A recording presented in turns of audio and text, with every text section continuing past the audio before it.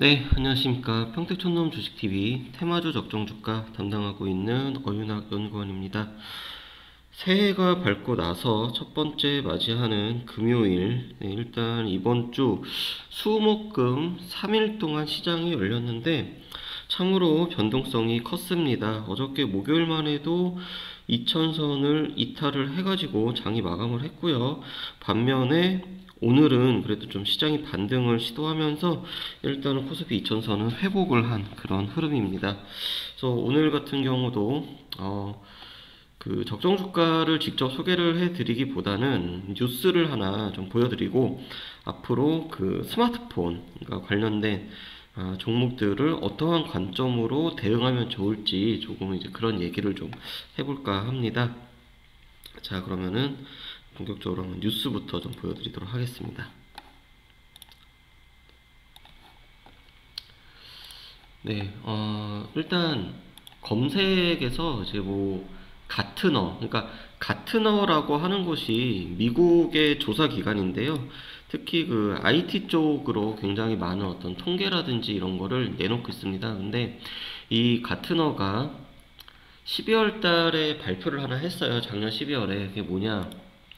3분기까지 어떤 그 3분기만 놓고 봤을 때 스마트폰 판매량이 어떻게 되느냐라고 해서 통계를 냈는데 화면이 좀 작아가지고 한번 키워볼게요. 네. 네, 여기 보면은요. 일단 삼성전자 그리고 화웨이, 애플, 샤오미, 오포 이제 이런 식으로 쭉 줄 세우기가 됐는데 2017년 3분기 같은 경우에는 삼성전자가 점유율 22.3%, 그리고 애플이 11.8%, 그 다음에 화웨이가 9.5% 이렇게 삼성, 애플, 화웨이 순서였어요. 근데 불과 1년 만에 2018년 3분기 놓고 봤더니 삼성 18.9% 감소했죠. 지금 약 3% 가까이. 그리고 화웨이가 그걸 다 그대로 가지고 오면서 13.4%로 증가. 애플은 큰 차이가 없습니다.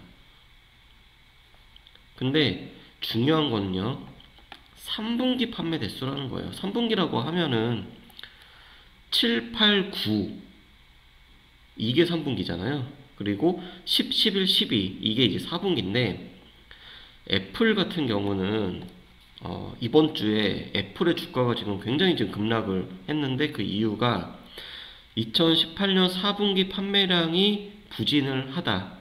그렇기 때문에 목표 주가를 좀 하향을 한다. 실적을 이제 하향할 거다. 라고 이제 얘기가 나왔어요. 그래서 이 격차는 아마도 더 벌어질 걸로 그렇게 생각이 듭니다. 근데 특히 이제 애플 같은 경우에 아이폰 XS 그리고 XR, XS 맥스 이렇게 3개 신형 스마트폰을 내놨잖아요. 근데 이 신형 스마트폰이 생각보다 안 팔린다는 거예요. 그래서 급기야 일본에서는 뭐 가격이나 애플이 원래 가격 인하 잘 안 하거든요. 근데 가격 인하까지 하고, 그리고 무엇보다 이제 중국이 좀 변화가 감지됐는데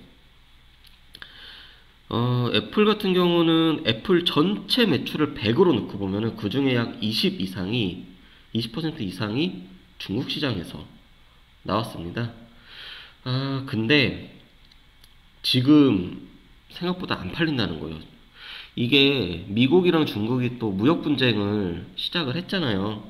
그 영향도 있고, 그 다음에 애플이 내세우는 그 애플 감성, 그 다음에 스마트폰의 어떤 차별성이 이제 떨어진다는 거예요.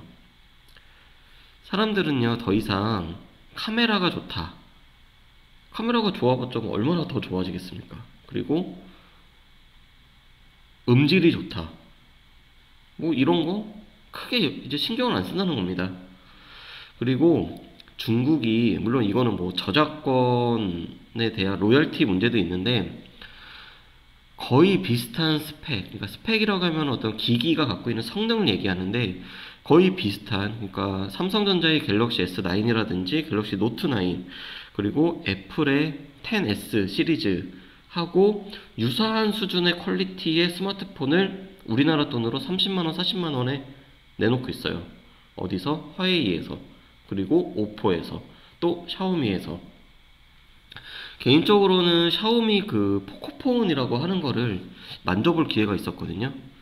근데 40만원이 안 돼요. 40만원이 안 되는데 저는 정말 사고 싶다라는 생각이 들더라고요. 만져보니까. 뭐 그렇고요. 그래서 이게 그동안 이제 고가 폰 같은 경우는 미국 시장이랑 중국 시장에서 애플이 팔아먹었어요. 그리고 중저가 폰 같은 경우는 삼성전자하고 LG 같은 경우가 그 그러니까 중동하고 아프리카, 또 인도 시장 이쪽에서 굉장히 많이 판매를 했는데, 이쪽까지도 중국 폰들이 지금 야금야금 먹고 있다는 겁니다. 그렇기 때문에 앞으로 이 스마트폰, 특히 고가 스마트폰을 주력으로 하는 삼성하고 애플이 좀 어려움에 직면할 수 있다라는 거, 뭐 이미 나오고 있어요. 그런 움직임이. 근데 삼성하고 애플에서 이게 끝나면 상관이 없습니다. 문제점은 그 관련된 업체들이 너무 많다는 거예요. 예를 들어서 애플 같은 경우는 제조를 폭스콘이라고 하는 이제 곳에서 하고, 그 다음에 일본에서 또 디스플레이 공급을 받고, 우리나라 같은 경우도 뭐 LG 이노텍이나 LG 디스플레이가 또 삼성 디스플레이도 뭐 그런 얘기가 나왔어요. 실제로. 그리고 애플 쪽에다가 납품을 하는 업체들도 있었고요. 그런데 이게 전반적으로 지금 다 줄어든다는 겁니다. 그렇게 되고 스마트폰 안에 들어가는 핵심 부품, 반도체 수요도 점차 감소하고 있다는 거예요.